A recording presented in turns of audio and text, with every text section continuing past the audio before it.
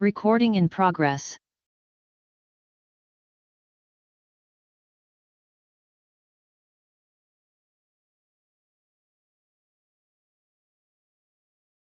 Okay, Scotty, we ready? I'm gonna have Donna come up and then do the intro, and then we go from there. Okay. Okay, thank you.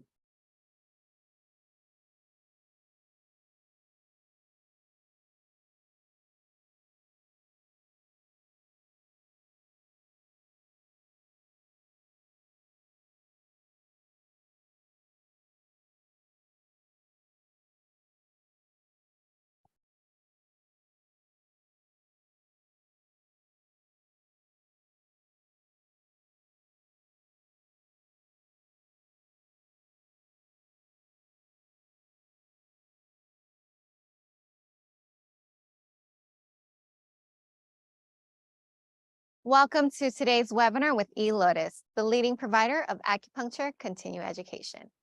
My name is Donna Chow, your host and moderator for today's class.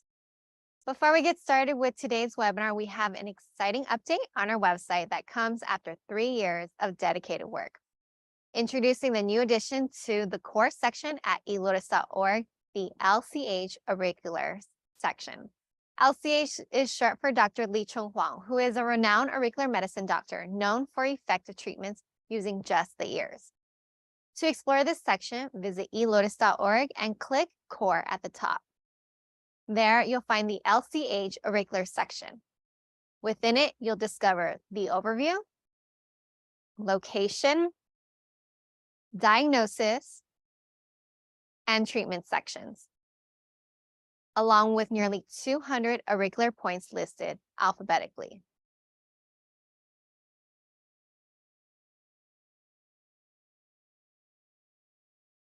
Clicking on a point name will lead you to a photo and its description.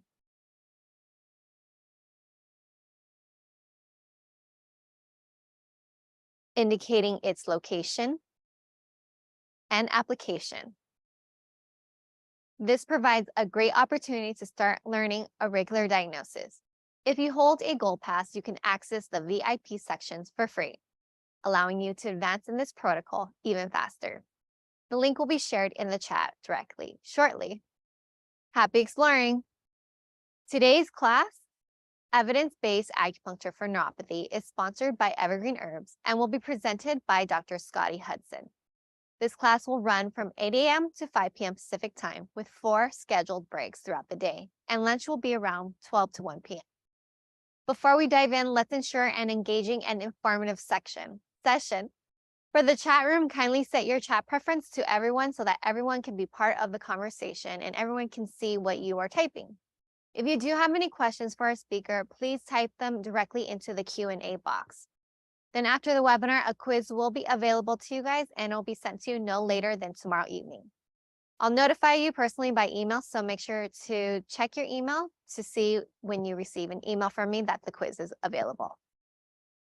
Our wonderful speaker today is Dr. Scotty Hudson, originally trained in anthropology with a focus on human brain development.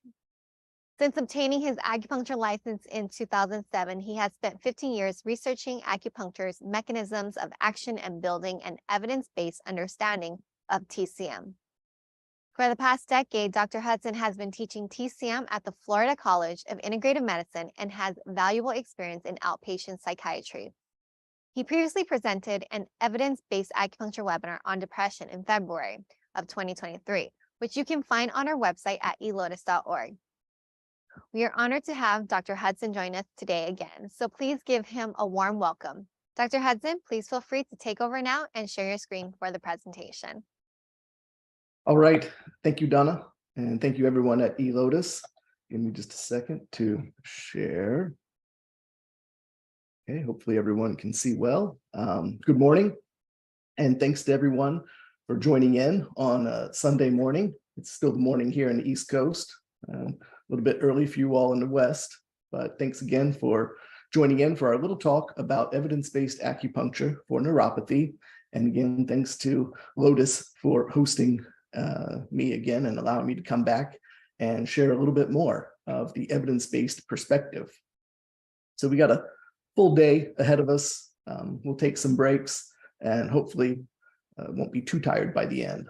All right, so we'll go ahead and we'll start with our learning objectives. So hopefully by the end of the seminar today, we'll have a good idea of what evidence-based medicine is and be able to explain its importance for acupuncture treatments. Any of you who might have tuned in a few months ago when I did the evidence-based acupuncture for depression seminar, that section would be very similar. It's important that we understand the evidence-based perspective and what it can do for acupuncture treatment and for our patients. And the next learning objective is to identify various types of neuropathies and understand the very basic diagnostic criteria. Neuropathy, actually, there are lots of types and can be quite complicated, but we're going to try and boil it down to a basic kind of understanding. And after that, we need to figure out what really happens with neuropathy in the body. And so we'll hopefully understand the basic etiologies and pathogenesis of the various types of neuropathy. We'll be able to explain the basic biological mechanisms of action by which acupuncture can help alleviate neuropathic symptoms. At the end, we'll formulate an evidence-based treatment protocol using data from all of the peer-reviewed research articles that we're going to look at.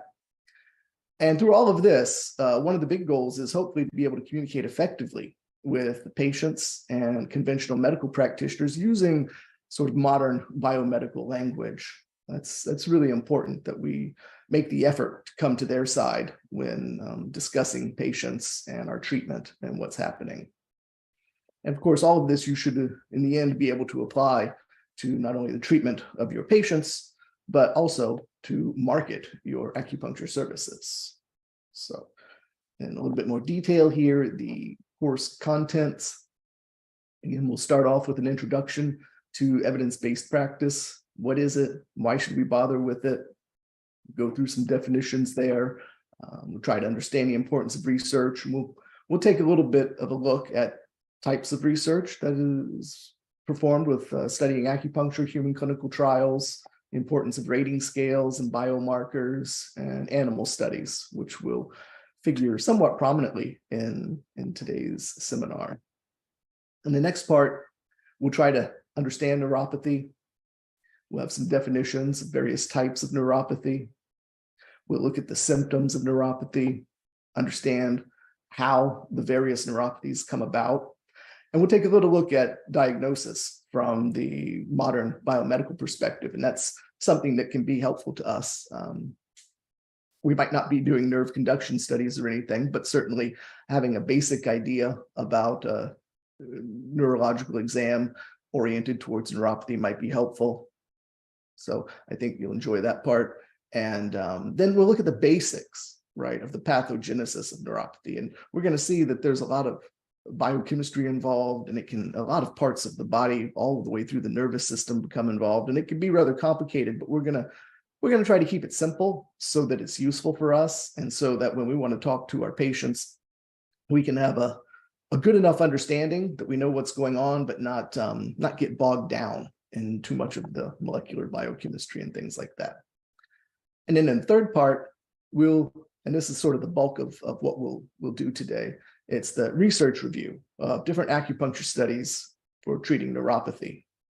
And the first section there is the mechanism of action research. And this is mostly on animal models. And we'll look at a systematic review there that just came out in May of this year. It's been circulating a little bit around social media, and it's a really dynamite one. And we'll take a look at what we can learn from that.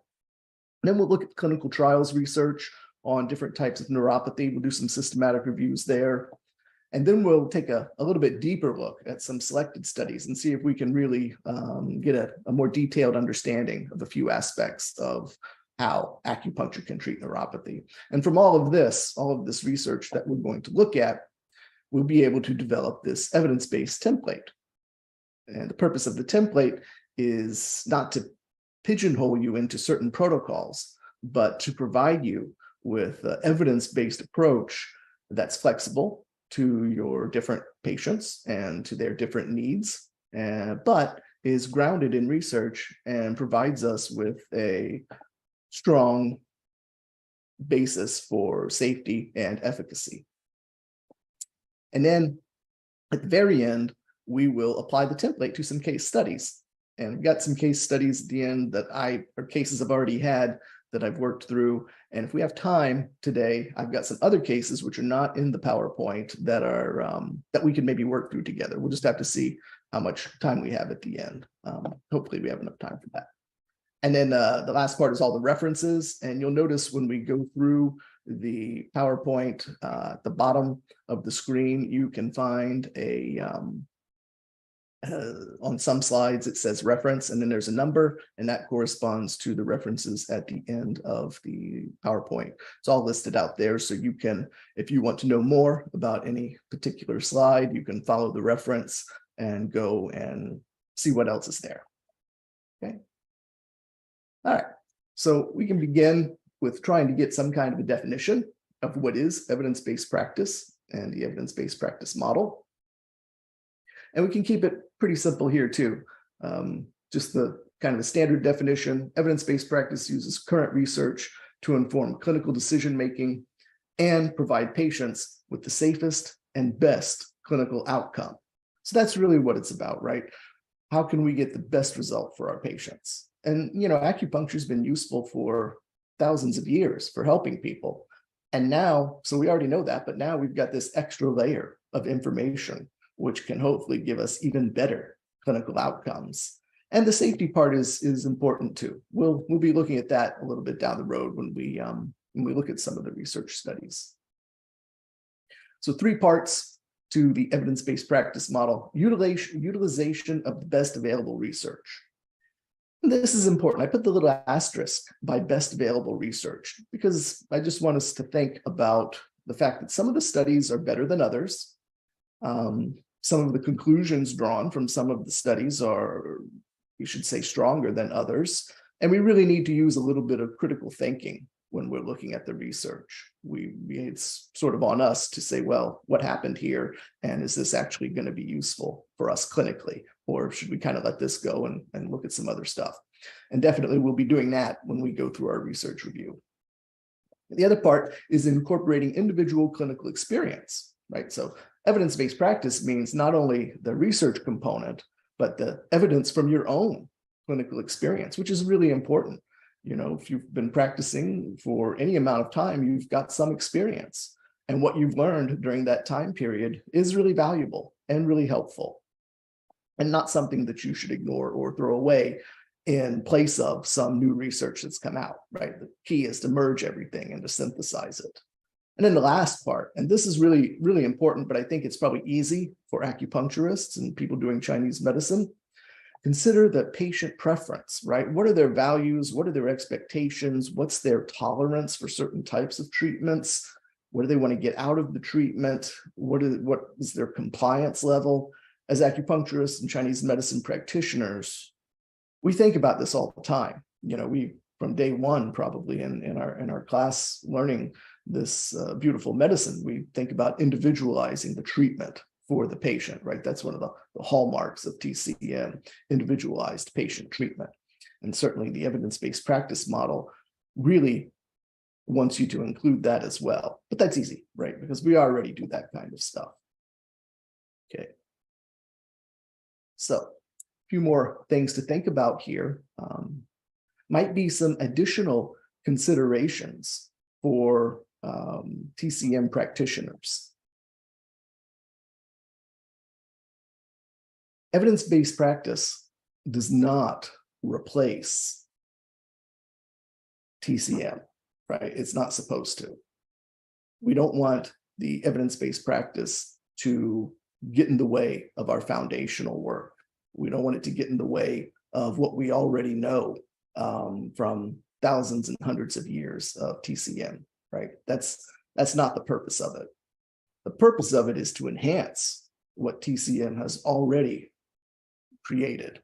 And there's no reason why it can't. You know, I don't think the two are exclusive. I think the evidence-based research that we have now and the ancient knowledge that we inherited from all those sages hundreds and thousands of years ago, that's, you know, they go together, really. It's just up to us to put them together. So don't want there to be any ideas or thoughts about, we have to kind of let go of the past or anything like that, because that's not the way it's supposed to be. It's supposed to be for us merging and a synthesis, right? Another important point for acupuncturists and TCM practitioners is that the evidence-based practice model does give us a common language to be able to speak with conventional medical practitioners and patients, right? This is really important. We go to school for years and years and years to learn what spleen qi deficiency means, to learn damp heat in the liver gallbladder, all those sophisticated patterns of identification. We learn qi, blood, yin and yang, all these fascinating terms. But the rest of the world, they didn't go to school for that. They haven't got a clue. And some of them want to learn, but a lot of them don't. And so an important component to the evidence-based practices, it helps us give us a common language, right? That we can translate what we have learned as Chinese medicine practitioners into conventional modern biomedical terms. And this is really helpful. It's helpful when you're talking to your patients. You don't have to be complicated. You can be real simple about it. But talking about acupuncture working on the brain and the nervous system and the fascia and the muscles makes a lot more sense to them than qi stagnation or blood stasis and things like that. So it's an important one. And certainly when we're going to be speaking with conventional medical practitioners, the better we can translate our wonderful medicine into their language, the better it is for everybody. It's easier for them to understand. And then from there, the merging of Chinese medicine and acupuncture into the mainstream is going to be so much easier. So that's one of the things that I hope we get out of this seminar. Is doesn't have to be real complicated, but enough of a biomedical understanding of what acupuncture can do for neuropathy, so that when you go to speak to the patient or you go to speak to the conventional medical practitioner, you can put it into terms that they can understand, which really means translating out of traditional Chinese medicine and into the modern language, if you will. And then the last little bullet here, successful application of the evidence-based practice model for TCM practitioners, right? It really does require this synthesis of the ancient tradition, which is beautiful. It's wonderful. So much wisdom and knowledge in there, right? But synthesizing that and the modern, right? The modern research that we're just learning now for each individual patient. And this might be a little bit of a tall order, but if we practice it, we can do it. It's not impossible. And I put in each individual patient there because it's true, right? Not every patient is going to need quite the same mix of ancient tradition and modern research, right? We got to balance that out patient to patient. But with practice, you can do it. It's not that hard. And the little graphic that we've got here, it shows evidence-based practice, and it's got like some, why do we need it? And then why should we adopt it? And I really like the highlight here of clinician experience and patient outcomes. So not only, of course, is it going to be good for the patient and the better clinical outcome, but also for us as practitioners, it can be quite rewarding too. And of course, if it improves the cost effectiveness of what we're doing, hey, that's all the better, right? We'll take that on. All right, so we can look at this a little bit more. Why, right? Well, kind of just talked about why a little bit, but just to highlight here this idea that using newly acquired information, right? That's been a part of TCM since the beginning. And I always enjoyed reading through the Materia Medica when they'd introduce a new herb and they would talk about it. They give you the breakdown, the channels it goes into, and the organs and everything else, and the indications and the properties and actions. And then in the commentary section, usually they have quotes from different generations of practitioners and, historical record kind of. And I always liked reading those because it was fun to me to see how through time, the understanding of a given herb changed, In the beginning, it might have been good for one condition, but then a couple centuries later, someone else comes and critiques that and says, well, you missed these other things that it can do. We need to add this to it. And then a few generations later, there's another quote, well, these guys are right, but they got this wrong. And we really need to think about these other options for this herb. And that I was always like, wow, that's as one of my teachers said, they never threw anything away, right? They just keep adding to it. And I look at the modern research in the same way, just keep adding to that tradition. And, I'm sure if Poitou or Sun Simiao was around right now, they'd probably be surfing the internet all night, just getting all the data they can to add to what they already knew. So, it's a good thing for us, right?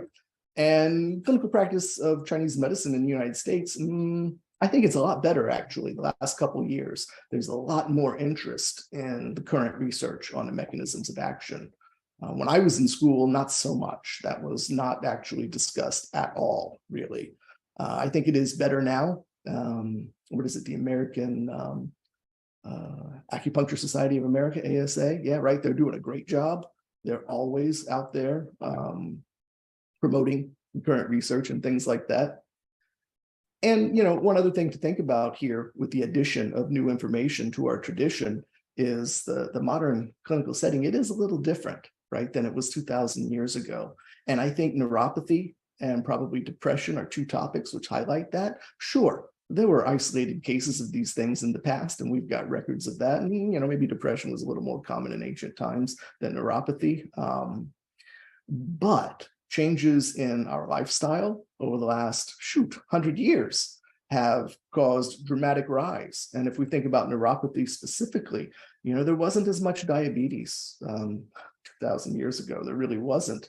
There wasn't any chemotherapy-induced neuropathy 2,000 years ago. There might have been some traumatic injury versions of it, but our clinical settings a lot different. Some things are still the same, but it's a lot different. If we even think about diet, and if we think about lifestyle, quite different. So adding in this new data that we've got, right, from these new studies, it really helps us sort of modernize to be appropriate for the current contemporary clinical setting. And what's that going to do, right? That's going to give us a better clinical outcome, and it's going to give us more safer treatment protocols. Yeah. One other thing, which is kind of important too, and it says here, it also dispels myths and superstitions about Chinese medicine and acupuncture, which can be very detrimental to the patients and the professions. So whether it's a safety factor that maybe has something weird surrounding it, or maybe it's just the explanation of how it works, right? Can be a few different things going on here, but certainly Chinese medicine's been shrouded in lots of cloudy stuff at various times, at least here in the US. And the research really helps break up some of those clouds and let us see what is really happening here in the body. And is this really safe? Like when I was in school, I had a few people tell me, oh, you shouldn't do E-stem electroacupuncture on the head, or you have to be very careful about where you put it on the spine. And actually, it turns out now there's been lots of research those are kind of myths and superstitions, which maybe at some point was useful, but now not really, right? That would kind of hold us back. Reference back to the talk that I did in February on depression. E-stem to the head is tremendous. That's like a magic for lots of mood disorders, and for neuropathy sometimes too. We'll see some studies that look at that one as well. All right. All right, so the importance of research, we're talking about that. And we need to think about critical assessment of the studies. This is important because we can't just sort of take everything. We've got to really put on our critical thinking cap and make sure that we have a good idea about the quality of the study and what parts of it might be useful and what parts of it might not be. So the current accepted model for clinical trials, right? This is for studies with people, or any type of medical intervention, is this randomized, placebo-controlled, double-blind study, right? That's their gold standard. And that was developed to study how chemicals work on your body, how the pharmacy works on your body. This was developed to study pharmaceutical intervention. And it works great for that because the person giving you the pill or giving you the shot doesn't have to know if the pill is real or not. They're just giving it to you. And so it could be placebo, it could be real. So they don't even know, right? And you could do the same thing with herbs if you wanted. So it would work great for that too.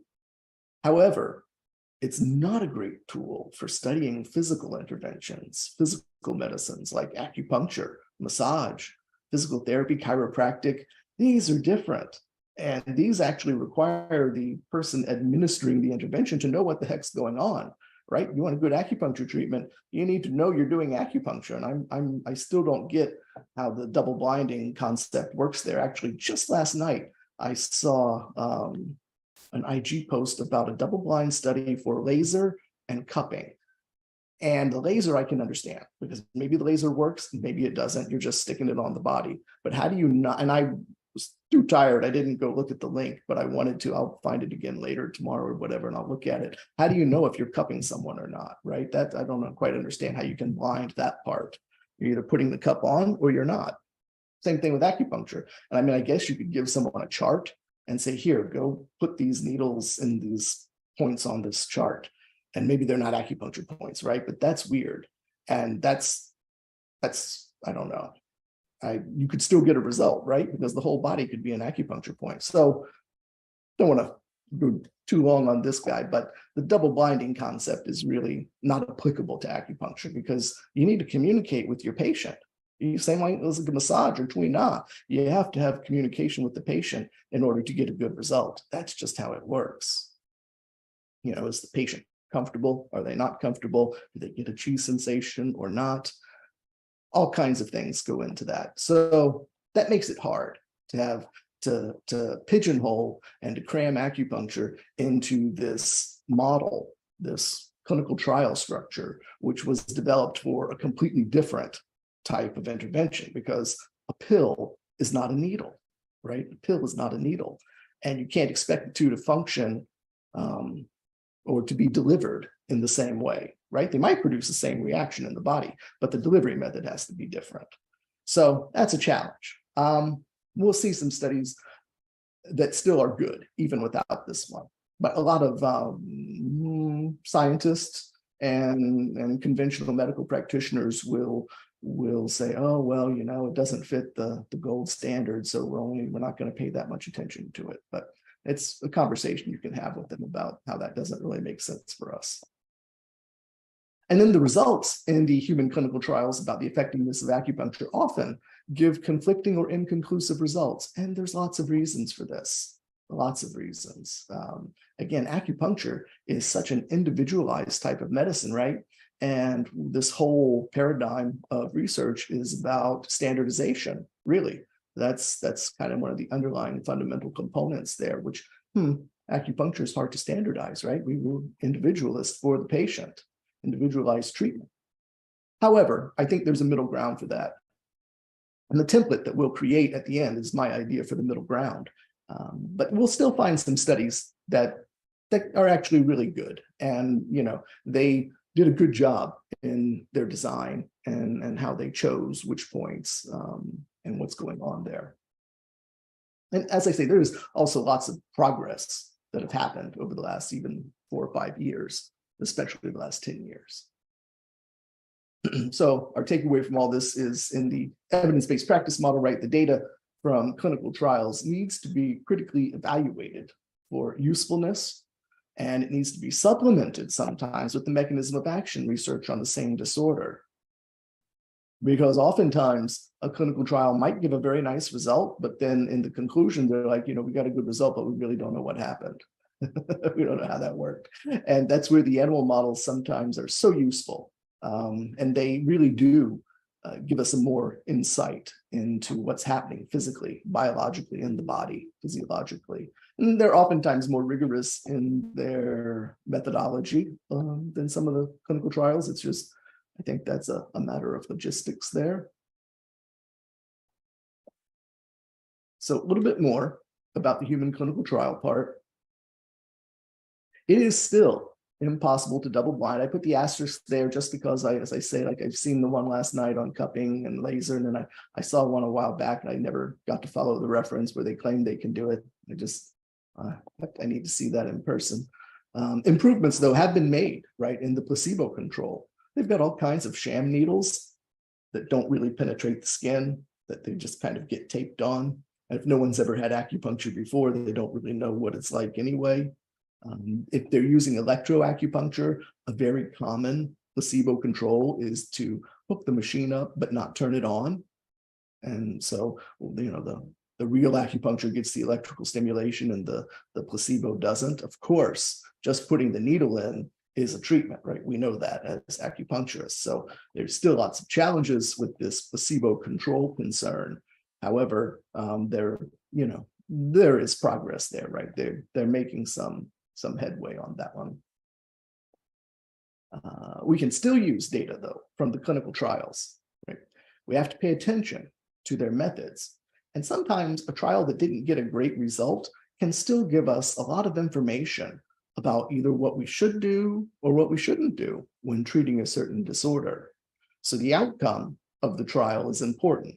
You know, was it successful? Did it work? Of course, we want to know that.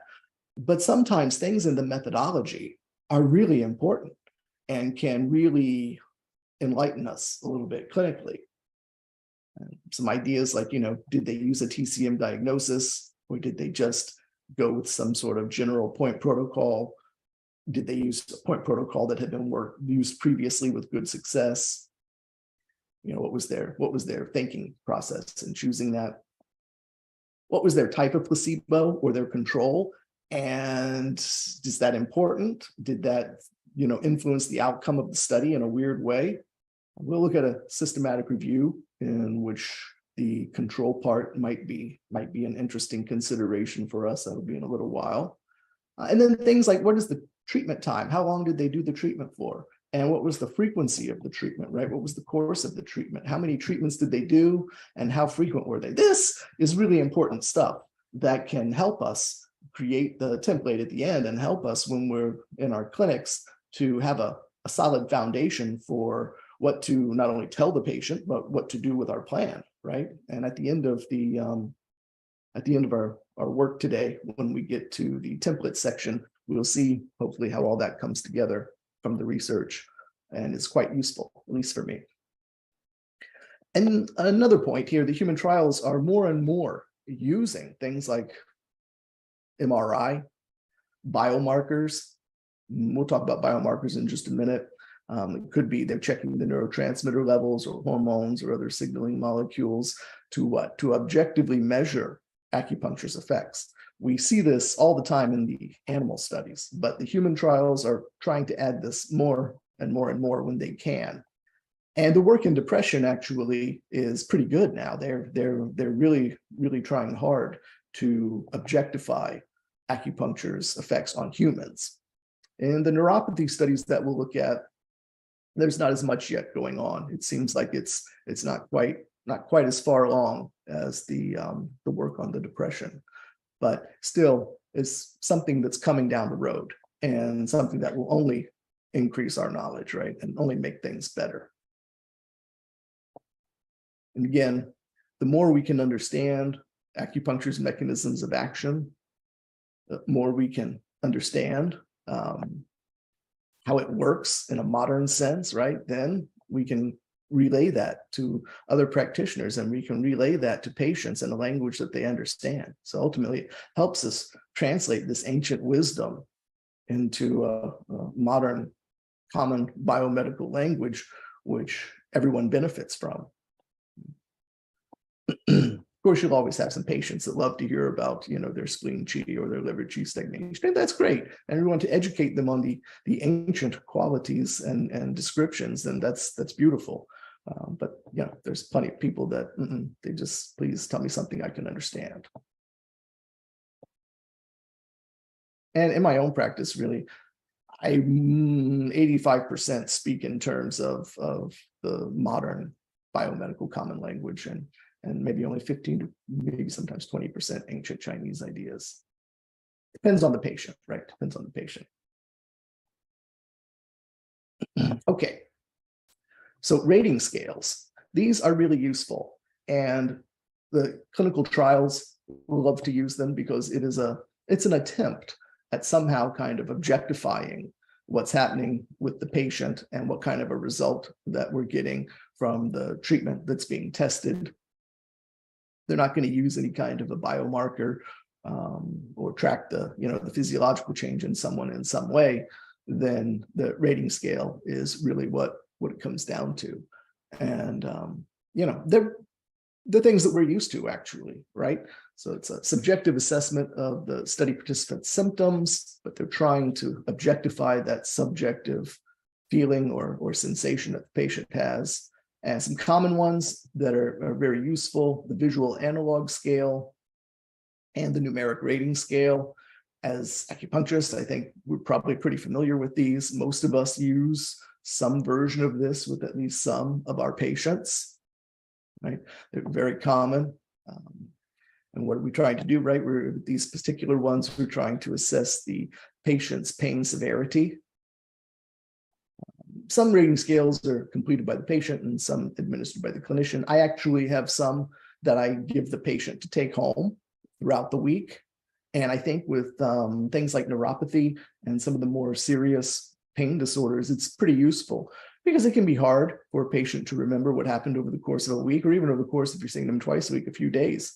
And giving them a take-home scale can be really useful. And then when they come back, I usually have a part in there for them to make notes on anything. If it changed a lot on one day, they can take a look. They can write down, oh, well, I mowed the lawn and this happened, or whatever it might have been. So the rating scales help track symptom severity over time, and they're often used in a statistical analysis of the study outcomes. So that's, most of the human trials, they will want to run some pretty sophisticated statistical analysis of what's happening with various components of the study. And the rating scale is an easy way for them to convert the subjective sensations that the patient's having throughout the study into some kind of objective thing that can be analyzed. And again, they are really important when there's no direct biomarker of a condition, right? This is how they can keep track of it. And in terms of neuropathy, there's a ton of different rating scales that are sometimes used, partly because neuropathy is kind of complicated and it depends upon which type of neuropathy. So studies about diabetic neuropathy versus studies about chemotherapy-induced neuropathy versus a study about trauma-induced neuropathy, right? They might use somewhat different scales. And it's really too much for us to try to learn them all or to go through them all. It's really not necessary. However, there are a couple that are really, really common. And the visual analog scale is used a lot. Adjust the numeric rating scale, rate your pain on a level of 1 to 10 is used in almost all of them to some degree. And then this BPI, a brief pain inventory, this is a really common one as well. And we'll take a look at that in just a second, because it's one that you can use in your own clinic. It's not super complicated. It doesn't take a long time to administer or to use, and it's actually kind of nice and helpful. And some of the others, this Leeds assessment of neuropathic symptoms, we're not going to look at that too much. Neuropathic scale, pain scale, and there's some others that have to do with neurotoxicity from chemotherapy, things like that. We may see that later on. But here is one that I got from the Department of Defense.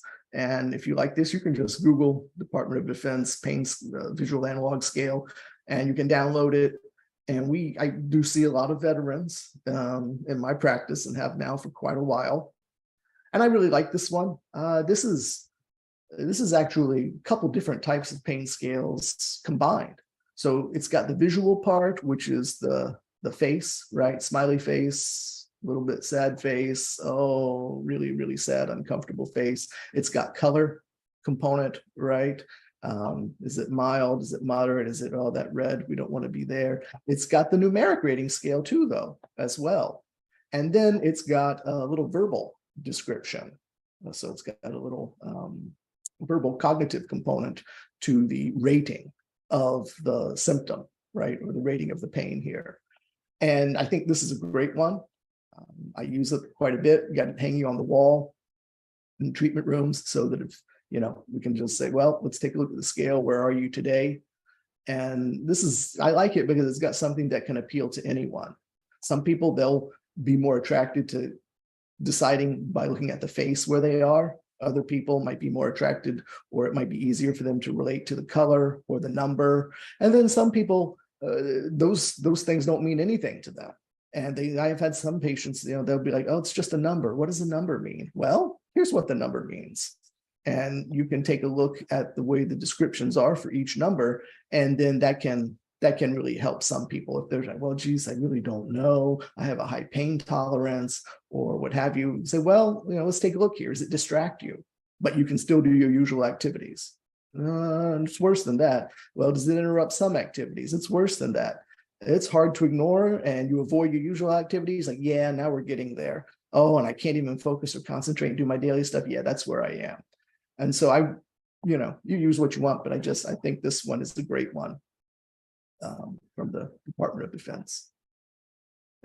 It has the option and the ability to really kind of appeal to everyone. And here we have the BPI, the Brief Pain Inventory. And I'll kind of see if I can make this a little bigger for you to see. And actually, I will go to, we'll step out of the PowerPoint here for a minute and I'll show you. This one's 2 pages, Brief Pain Inventory. And hopefully everyone I enlarged it a little bit there, can see it pretty well. But I'll kind of help you. If you're having trouble, I'll read a little bit of it here. So the first block is, throughout our lives, most of us have had pain from time to time, such as a minor headache, a sprain, a toothache. Have you had pain other than these everyday kinds of pain today? And they check yes or no. And then they have the option to make a check mark or a line or a circle or put an X where the pain is on the little diagram there. And then actually I have that little diagram on my soap note, and I let them write in, on the diagram on the soap note, they can show me exactly where they're feeling it. And then it goes down to ask a few more questions. This is on page 1. We'll look at page 2 in a second. So please rate your pain by marking the box beside the number that best describes your pain at its worst in the last 24 hours. So how has it been in the last 24 hours? They can make their check mark there with a number. Please rate your pain in the box, marking the box beside the number that best describes your pain at its least in the last 24 hours. Okay, that's important too, especially with neuropathy, because sometimes it's relatively constant, but oftentimes there's a great variability in what they feel and what they experience throughout a given day, a 24-hour period. And then the next one, please rate your pain by marking the box beside the number that best describes your pain on average. Okay, so the worst and the least in the last day, and then what's the average pain level that you experience throughout time. And then how much pain do you have exactly right now? Oops, sorry about that. Back here. All right. And I'm going to come out of here for just a second. And pull this guy back down. And then let me enlarge this for you. We're going to take a look here at page 2. And just going through this because you can download it. I put the link in there. And if you don't have a good rating scale to use for pain, or especially a patient that comes in with a neuropathic type situation, this is an easy one to download and to use. And it's short. It doesn't take forever for them to fill this out. It's not overly complicated. Some of these are complicated, but this one's not. They call it brief. That's why I like it. What treatments or medications you're receiving for your pain, put that in. And then in the last 24 hours, how much relief have the pain treatments or medications provided? And so they pick a percentage of how much relief you've received. And this is, sometimes I don't always use this form or something, but I will ask my patient, I'll say, okay, all right. So then, since the last treatment or in the last day, what percentage have you improved, or what percentage has the pain gone down? How much relief have you gotten? Well, 50% or oh no, only 20% better. Most people can make that calculation pretty good. And then they've got some functional activity stuff. Mark the box beside the number that describes how during the past 24 hours pain has interfered with your general activity level. So does it interfere at all? Not at all. How has it interfered with your mood? And certainly with chronic pain and neuropathy, interruptions to the mood can become their own problem, right? And we'll see that in one of the studies looked at neuropathic pain and depression. And it's really common for people who previously have been okay to develop some kind of mood disorder when they've dealt with severe pain for any extended period of time. If you've never had severe pain for more than a day or two or three, you might not know. But if you've ever had severe or debilitating pain that lasts a week, 2 weeks, 3 weeks, a month, 2 months, wow, it really takes a toll on your mind. And that's something as clinicians that we want to be aware of, and certainly that we want to help address when we're treating the pain. We can, as acupuncturists, we can do so much in one treatment, right? So we want to think about that too. And we'll include that when we get to our template, because that is a big deal, especially with neuropathy. Most neuropathy patients have some level of depression or anxiety associated with their neuropathy. Has it affected your walking ability? Can you do your normal work, either both outside the home and other types of housework and chores?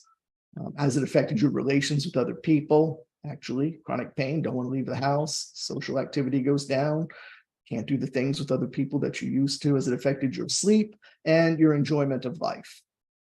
And so this is a real common one. We'll see this guy used in a lot of the studies, and it's there. If you want it, if you feel like it would be useful for you, you should download it and take a little look.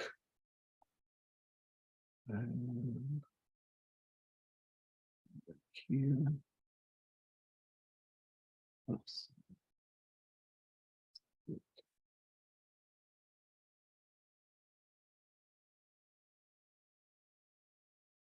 All right. And if you do have questions, you can go ahead and type them in the Q&A, and I will get to them on the break and then try to answer as many of them as I can. So feel free to type them in when you want to. So those are two simple rating scales that are used in most of the clinical trials that we're going to look at. The BPI, brief pain inventory, is used in not all of them, but a lot of them. And some version of either the numeric rating scale or the visual analog is also used in a lot. And certainly I think these are two that can be really helpful for us, can be really, really nice. Okay, so biomarkers. What the heck is a biomarker? Well, look at our definition here. Biomarker is an objective measure of what's going on inside an organism at a given moment, right? It's a marker of the biological process. And some simple ones that we probably do as acupuncturists all the time. If you check the blood pressure when your patient comes in, if you check their temperature, if you check their respiration rate, if you check their pulse rate, if you check their pulse oximeter, the oxygen saturation, those are all biomarkers. And what do we use those for? Well, we look at our little biomarker category graphic. We use them for safety, right? If somebody's blood pressure is sky high or super low, could be a red flag. They're having other symptoms that go with it. If they're elderly or they've had COPD or asthma and their oxygen is really low, that could be important. If their pulse rate's really off the chart, that could be important. So these, these biomarkers can be used for all kinds of things, and in a very simple vital signs way. We use them, I think, as acupuncturists pretty frequently in terms of safety. I like this little graphic because it kind of shows all the different areas that it can be used. Certainly, sometimes they're diagnostic, or they're used to calculate susceptibility or risk. So we can think about blood sugar, right? Your blood glucose level. If it's elevated, or if your blood pressure is elevated, they may say, well, you're at risk for developing diabetes, or you're pre-hypertensive, or at risk for hypertension. Diagnostic, they're certainly used for that sometimes. Your hematocrit is very low, right, on your blood test. then it might be, well, you're looking like you're anemic. And, they can also show us response to treatment. So blood sugar sky high. Okay, I regulate my diet and I start getting exercise, and now my blood sugar is back in line. So that was a good response, right, to the treatment. So extremely useful. And in Chinese medicine and acupuncture terms, the more we can start to incorporate this stuff, the better it helps with us merging to the mainstream, right? It's really helpful to get us in gear with how modern healthcare is. It's a good thing. It's not something that should be ignored. So as it says here, vital signs taken in a physician's office, right? Simple biomarkers of general health. In terms of research and studies, right, these biomarkers are very useful for outlining and identifying what acupuncture is really doing in the body. And it can be really complicated, or it can be pretty simple sometimes. The neuropathy biomarkers are, wow, there are a ton of them because there's so many types of neuropathy, and neuropathy involves dysfunction at so many physiological levels in so many places in the nervous system that it can be quite complicated. And we're going to get a taste of it, but we don't need to get too bogged down in it today. Of course, you've got all the references if you really want to go and study the sodium and potassium and ion channels in the nerve and what's happening there with different types of neuropathy and what's happening there with acupuncture. That's great.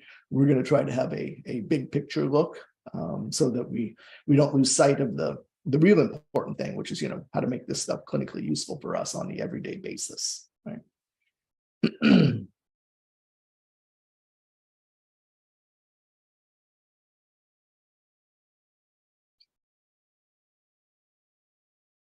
All right, so the animal studies, they're really useful, especially for acupuncture, really useful, because as we talked about a little bit, the human clinical trials sometimes, well, they can be a little challenging, right? With animals, we can do lots of things. And, hey, I'm not happy that these poor mice and rats and other beautiful creatures are going through this, but the models are already there.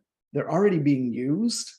And if we can get something valuable out of it, great. And, I will say at least, a certain segment of them, they get a lot of acupuncture treatment.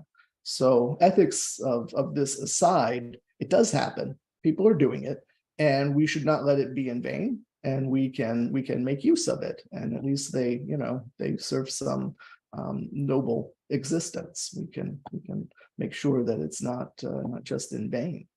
So it's really, I was surprised when I first started doing all this kind of research a while back. They've got an animal model, right? Preclinical animal model for any kind of disorder that you can imagine, because all of the medications that we take for, I'm talking about pharmaceutical things, for whatever disorder, blood pressure or diabetes or pain or anything, they were originally studied on an animal before they went to the human clinical trial, right? That's the research process. Someone comes up with an idea about a treatment. Okay, we need to test it before we give it to a person. So we're going to test it on mice or rats, at least in the beginning, usually. And so we need to figure out how to give the animal the problem that we want to test the medicine on. And so they got them for everything, you name it, hypertension, diabetes. We'll see the ones for neuropathy here coming up in a minute, but it's really kind of mind-blowing. They've got rats that they have bred that at 180 days of life, they spontaneously develop hypertension. So that's like a genetic thing that they created inside the rat. And then they've got lots of other ways that they can induce hypertension, like put a clip on the renal artery, give them certain medication, all kinds of different ways. And so we're going to see a lot of these different animal models with the neuropathy. Like I say, ethics aside, let's make sure that that it was a noble process and that we can get something useful out of it, right? One of the reasons why these things are so important is we do get a chance to really use a more in-depth and invasive methodology. We can get a a deeper look, right, physiologically and biologically at what is happening in terms of both identifying and tracking the biomarkers. As I say, there are standard models for most of the disorders. And I've got my little thing here. Let me see if I can enlarge this for you all. And so this one that I have the picture of here is sometimes kind of hard to find the pictures, but I found one and I wanted to include it so you could kind of get a look at like what it is. How do they really do it? Yes, they really do acupuncture to these little ones. This particular study, and you've got the reference down there. I wish I could get the whole study. All I could get was a short description, a little more than an abstract. It wasn't fully available for you couldn't get the full study for public use. You had to pay for that one. I don't have unlimited resources, so I didn't. But anyway, this is a spinal cord injury model, and they wanted to test acupuncture and its ability to help the animal recover from spinal cord injury. And it's a lower limb issue. They transected the spinal cord somewhere in a lower lumbar, I believe.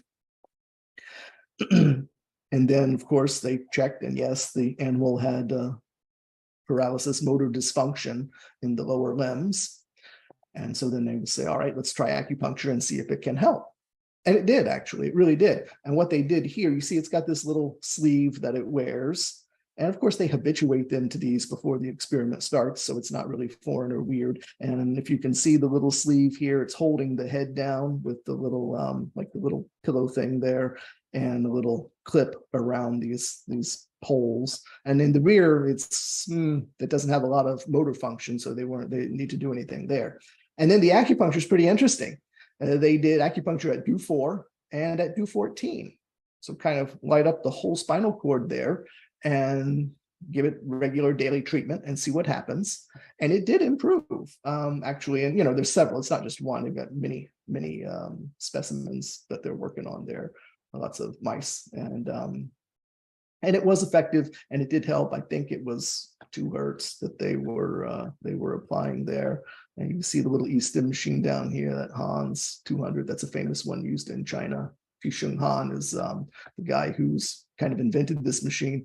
He's a great grandfather of acupuncture research in the molecular mechanisms of acupuncture, and everything everybody does today is kind of standing on his shoulders.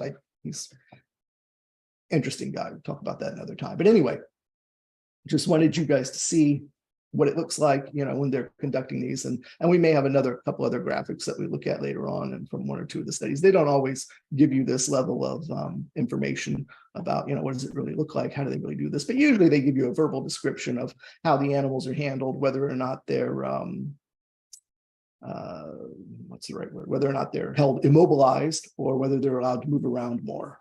So this one's somewhat immobile, but again, the lower limbs were damaged from the spinal cord injury, so didn't have to really worry about that part.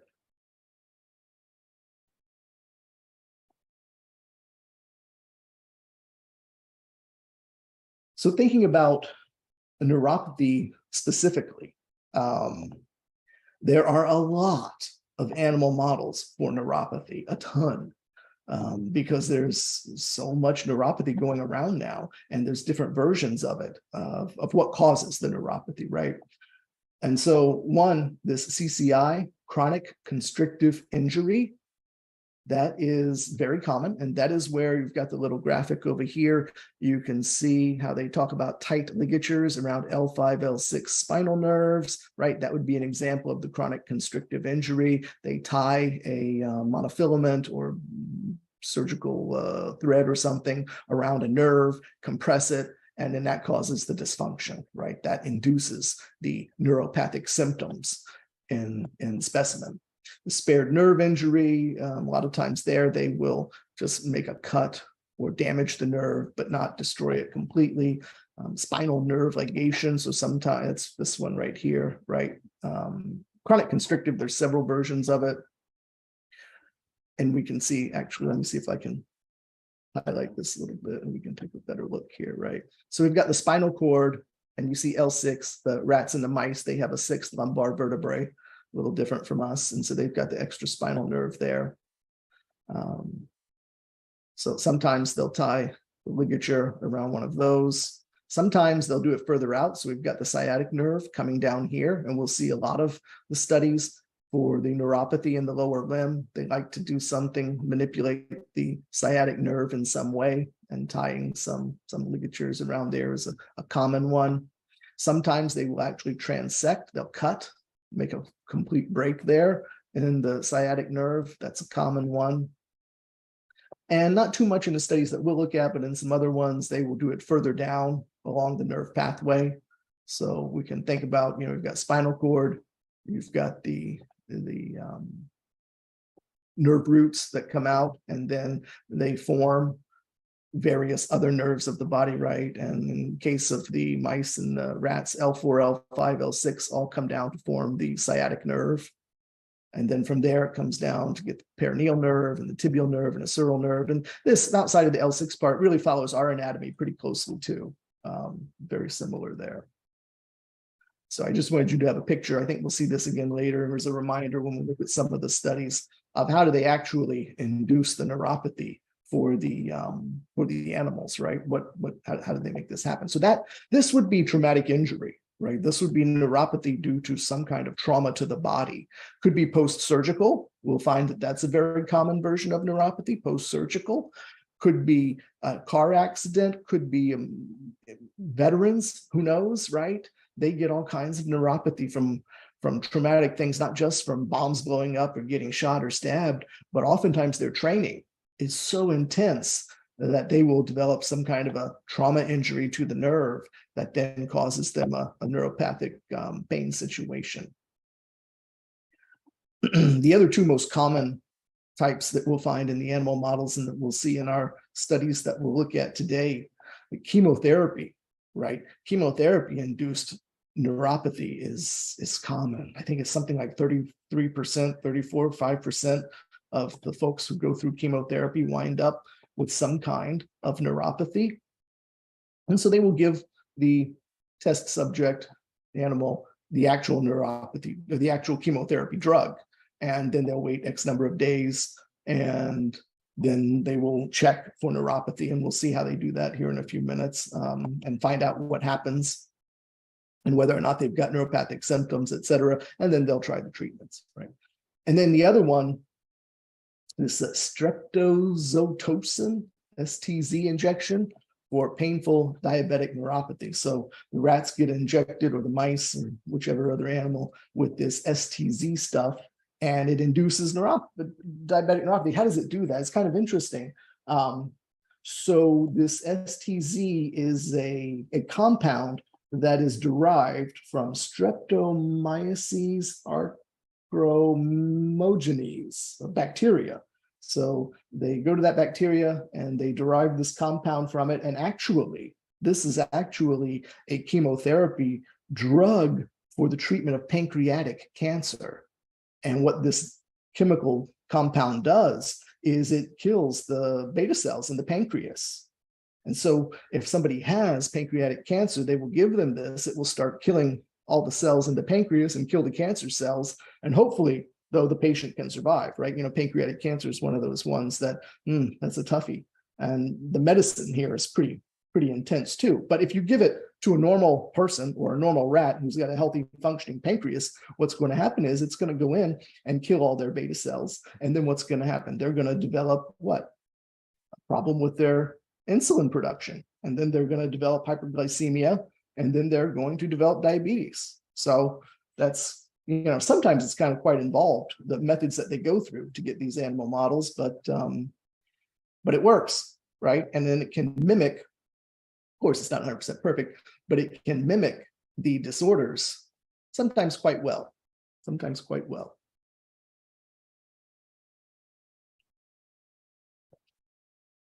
All right. I think we'll be, it's been about an hour. We'll maybe be due for a break here before too long, but let's see. What's the next one? Yeah, we'll go ahead and we'll talk about this slide a little bit, and then maybe we'll take a short break.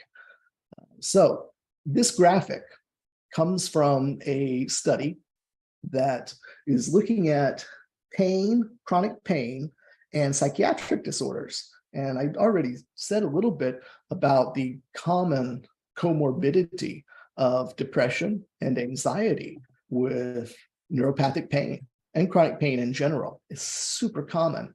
And so now, even from the psychiatry side, they're starting to study this phenomenon and what's going on.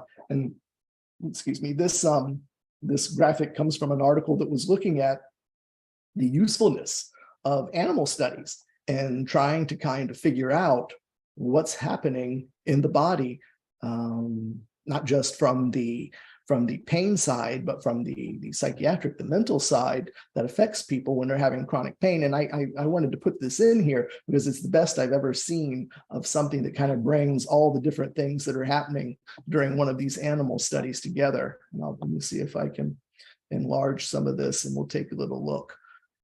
And so here they've got the pain models and they've labeled them the different ways. And this is a little different. This wasn't just neuropathy. This was just chronic pain. So you've got the nerve injuries, right? And they've got a nice little picture there, number one. And that's what we've just kind of looked at the other graphic about. It's pretty much very similar stuff. They can induce the chronic pain, number two, by injection of chemical irritant, okay? Number three, transgenic animals, so some kind of genetic manipulation or manipulation with the mRNA inside the cells to cause the pain to develop without some other outside cause. And then they also might give them some pharmacological agent to induce the chronic pain. Remember, this study was just generalized chronic pain, but it's similar ideas for what we'll be looking at with the neuropathy studies. Bring this over a little bit here. So, once then they have performed whatever they're performing to initiate the chronic pain, or in our case, the neuropathy situation, then they need to test, is the animal really having those painful or neuropathic symptoms? And this covers pretty much everything that we'll see in our studies. So it's a good idea for us to start to get familiar with it a little bit. And the first one, they'll check the mechanical stimulus, right? Mechanical stimuli. They'll check if the animal is become hypersensitive or if it has become sensitive to something which should not be painful. And that's a common neuropathy problem, right? The non-painful stimulus causes you great pain. We'll look at this in more detail later, but to get the idea about the testing process with these studies, this Von Frey, it's called the Von Frey filament or a Von Frey hair. And you see it's this little probe type thing. And on the end of it, you can't really see it here. It's just a little light hair. It's a filament or a little, piece of like wire, but it's super soft. Super soft. If you rub it against yourself, it kind of just feels like a hair rubbing against you, which in a normal situation, a normal nerve situation, is not painful at all. But here, when they rub it, if you've got the neuropathic problem or some other pain problem, which has caused a nerve disruption, nerve function disruption, it will elicit a strong pain reaction. So like being touched with a hair, it's killing me, what's going on? And they can test that by how the animal withdraws its paw from the painful stimulus, or if its body moves in a certain way, exaggerated movement, or certain things with the tail flick. They like to check the tail flick as well. So that's one way. Another mechanical one, they may apply some pressure to the paw at various degrees, which might not normally cause pain, just like a gentle pressure, but they have a heightened reaction. Or they might give a slight painful pressure, but then the reaction's extreme, right? And the cold plate and hot plate, so they're thermal, right? Cold sensing receptors in the nerves and heat sensing receptors in the nerves are being tested here. And this is very common. And we'll see some that use this. Some check both, some just check one. Acetone, I'm not too familiar with that one. It says thermal stimuli, so it must produce a cool or a burn sensation that the animal would respond to. And then the tail flick, they will change the temperature of the little plate there and see how much change is necessary for a change in the animal's behavior.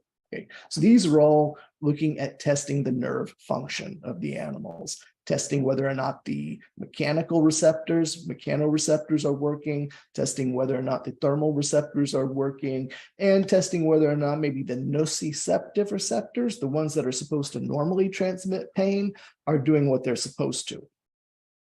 So that's nerve evaluation, kind of. And then it says down here, affective evaluation.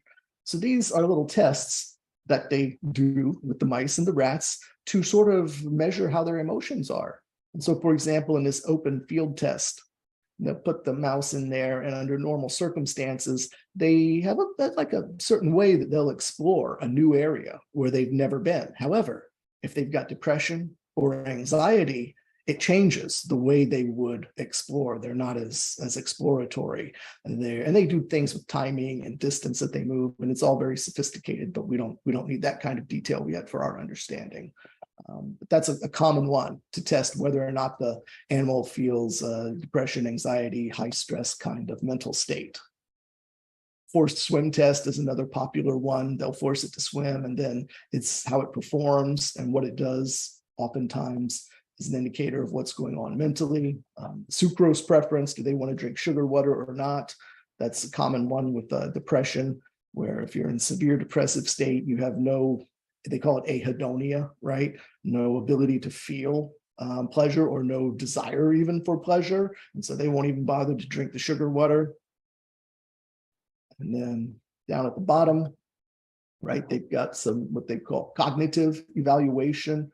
And how is it affecting their thinking, kind of, in little tests that they'll run, and then non-emotional sort of cognitive function, the water maze, they have them swim around, or what they do with new objects, right? And again, we don't need to understand the absolute details of all these too much, but I want you to have an idea of how do they figure this stuff out, right? How do they figure this from the animal models? And it's actually pretty sophisticated. And they, of course, they do a good job of making sure that the animals have, been through these types of things when they're not sick, usually, right, when they haven't induced the pain model yet. So it's not all foreign to them necessarily, unless that's the design of like the novel object or something like that.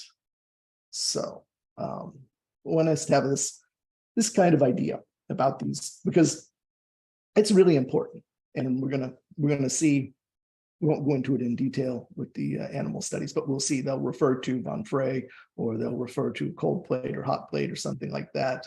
And then it's good for us to know what exactly is going on there. Okay. All right, let's see.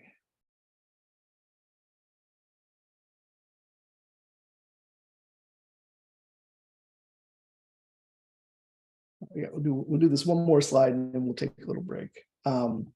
Okay, so here, the research that we're going to look at, right? These are studies looking at acupuncture's effect on treating various types of neuropathy. The human clinical trials, they'll use rating scales. I don't think we have any that use a biomarker. We might have one. I don't think so. I don't remember that.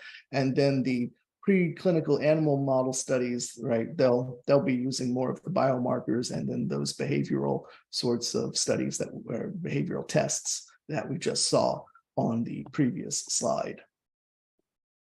It's important to note, right? Neuropathy disorders, they are complicated, and they're really only partially understood in terms of the neurobiology, and partially complicated because there's different types of neuropathy, and partially complicated because so many things change, whether it's at the receptors at the end of the nerve where there's damage perhaps, or somewhere along the peripheral nerve pathway, or at the spinal cord, or up in the brain, right?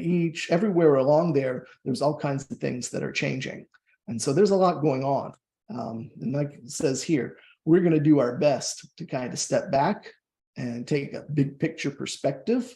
And from there, right, get this view that's useful for us clinically, and not overburdened by too much molecular details. And we're also gonna take a look at what's most well studied, and that those will be the things that were most looked at in the research. And we'll find that they're all quite variable. in their methods and in their results. I will say the animal models are variable, but their results are really consistent. And the human trials are where we get more variability in the results. So, yeah. And then despite these challenges, though, right, there is some outstanding research and some really cool stuff looking at how acupuncture can help treat neuropathy symptoms and give us a guide when we're in the clinic, right? Give us a starting place when we're in the clinic to work from that's grounded in some reasonable evidence, and we know it's safe and it works. And it might not work every time, but at least it's a solid starting place. So, okay, all right. So we should probably take a little break. We've been going about an hour and 15 minutes. So we can take a break now, and we can come back in about 10 minutes. So take a little break. I'll stop my share, and then maybe Donna has some thoughts for you. If not, I will see you all in about 10 minutes.